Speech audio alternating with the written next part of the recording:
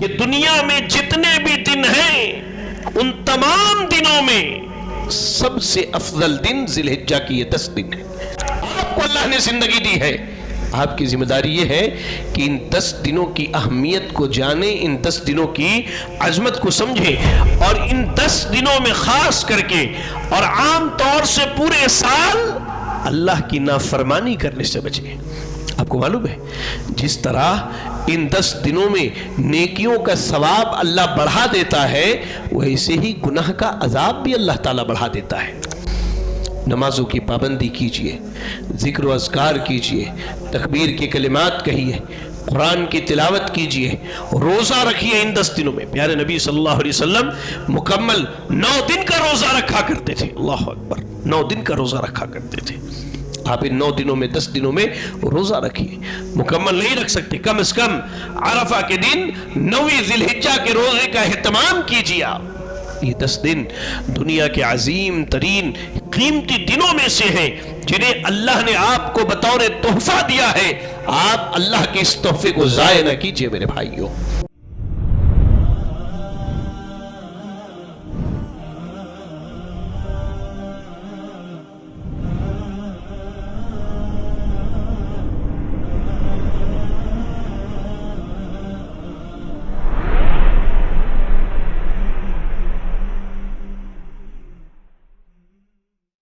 اور اس مہینے کے شروع کے 10 دن یہ اللہ رب العالمین کو سب سے زیادہ پسند ہے. اتنا پسند ہے کہ اللہ نے ان 10 دنوں کی، ان 10 راتوں کی اللہ نے قسم کھائی ہے. والفجر، قسم ہے فجر کی، ولیال عشر، اور قسم ہے 10 راتوں کی. اہل علم نے لکھا ہے اس آیت کریمہ کے بارے میں کہ اس سے مراد ذی الحجہ کے 10 دن اور اس کی 10 راتیں ہیں. ہم اور آپ خوش قسمت ہیں، ہم پر اور آپ پر اللہ کا احسان خاص ہے کہ اللہ نے ہمیں یہ دن دیے. مزید اللہ کی شکر گزاری یہ ہوگی کہ ان 10 دنوں کی عزت کا، ان کی حرمت کا ہم خیال کریں. پیارے نبی صلی اللہ علیہ وسلم کی آپ حدیثوں کو پڑھیں تو ان 10 دنوں کے تعلق سے جتنی حدیثیں آئی ہیں ان کا خلاصہ یہی نکلتا ہے کہ ما من ایام، کہتے اللہ کے نبی صلی اللہ علیہ وسلم کہ دنیا میں جتنے بھی دن ہیں ان تمام دنوں میں سب سے افضل دن ذی الحجہ کی یہ 10 دن ہے. اللہ اکبر. اب آپ سوچئے آپ کے پیچھے قبرستان ہے، کتنے ایسے لوگ ہیں جو گزشتہ سال اس مہینے میں زندہ تھے، آج وہ نہیں ہیں. کتنے ایسے لوگ ہیں، کتنی ایسی عورتیں ہیں جو گزشتہ سال زندہ تھیں، آج نہیں ہیں. آپ زندہ ہیں، آپ کو اللہ نے زندگی دی ہے.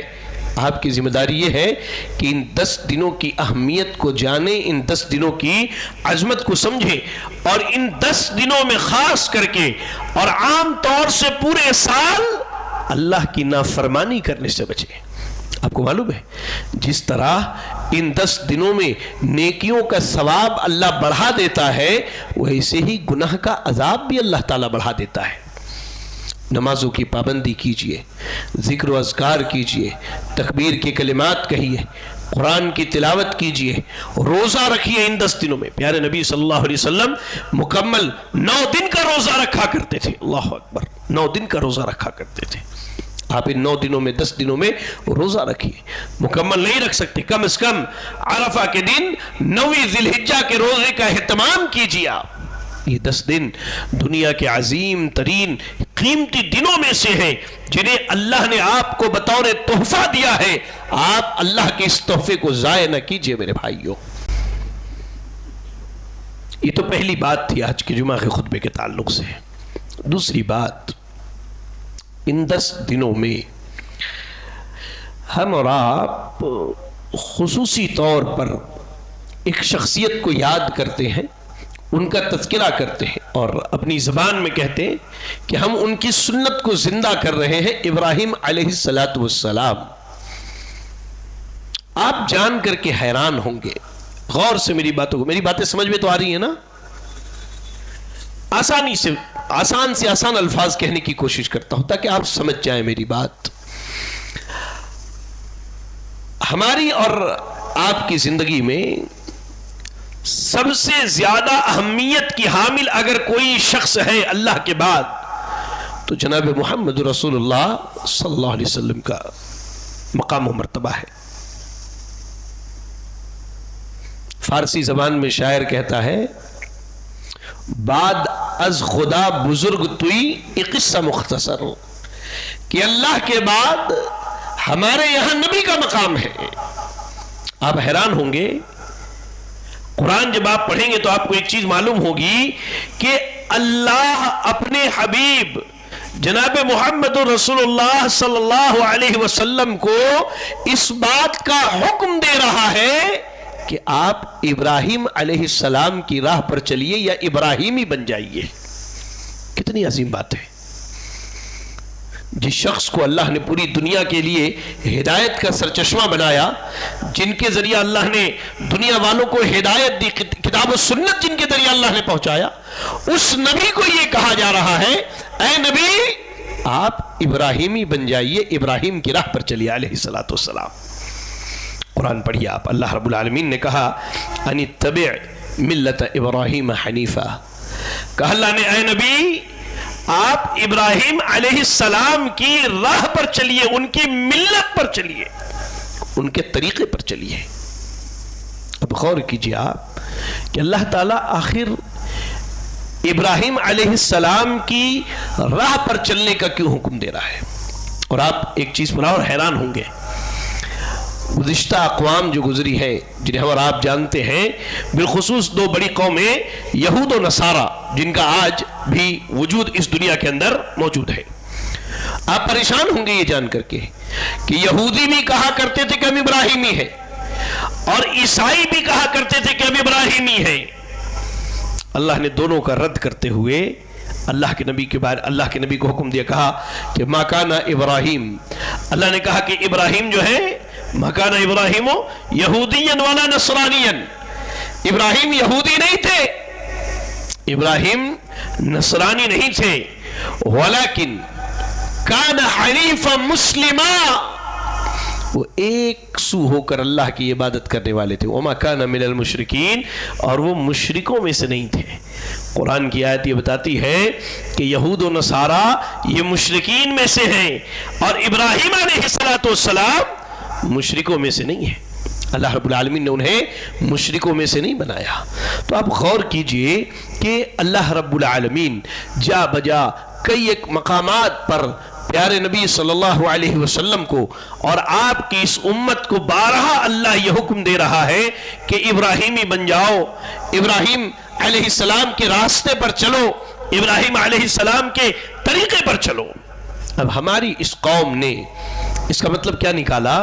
اس کا مطلب یہ نکالا کہ صرف قربانی کر لی جائے یہی ابراہیمی ہونا ہے، صرف بیت اللہ کا حج کر لیا جائے یہی ابراہیمی ہونا ہے، اس کے علاوہ اور کچھ نہیں ہے. نہیں میرے بھائیوں، میرے بزرگوں، میرے بچوں اور میری ماں اور بہنوں، آپ قرآن پڑھیے، آپ کو قرآن مجید کے اندر ابراہیم علیہ السلام کی زندگی کے کئی ایک پہلو نظر آئیں گے. ان میں سے چند ایک چیزیں میں نے یہاں نوٹ کی ہے تاکہ آپ کو وہ چیزیں بتا دوں. سب سے پہلی چیز جو آپ کے سمجھنے کی ہے وہ یہ ہے کہ ابراہیم علیہ السلام کی زندگی کو جب آپ پڑھیں گے تو سب سے بڑی چیز جو معلوم ہوتی ہے وہ یہ کہ انہوں نے عقیدہ توحید کی بقا اور اسے بچانے کے لیے ہر قسم کی قربانی پیش کی ہے، اور انہوں نے پوری زندگی میں کبھی اللہ کے ساتھ کسی کو شریک نہیں کیا. یہ اصل ملت ابراہیم ہے، ملت ابراہیم ہے، یقین جانیے. قرآن مجید میں ابھی میں نے آیت پڑھ کے سنائی آپ کو، ما کان ابراہیم یہودیا ولا نصرانیا ولکن کان حنیفا مسلما وما کان من المشرکین. اللہ کہہ رہا ہے کہ ابراہیم علیہ السلام مشرکوں میں سے نہیں ہے، بلکہ ابراہیم علیہ السلام پکے سچے موحد ہیں، مسلمانوں میں سے ہیں، اہل توحید کے امام ہیں ابراہیم علیہ السلام. ایک بات آپ اپنے ذہن میں بٹھا لیں کہ ابراہیم علیہ السلام نے اپنی پوری زندگی میں کبھی بھی شرک نہیں کیا، جبکہ ان کی ولادت، ان کی پیدائش ایسے گھر میں ہوئی جہاں سے لوگ شرک کے اشیاء، سامان اور اپنے معبود خرید کر کے لے جایا کرتے تھے۔ خود ان کے والد بتوں کی عبادت، پرستش اور ان کی بندگی کرنے والے تھے۔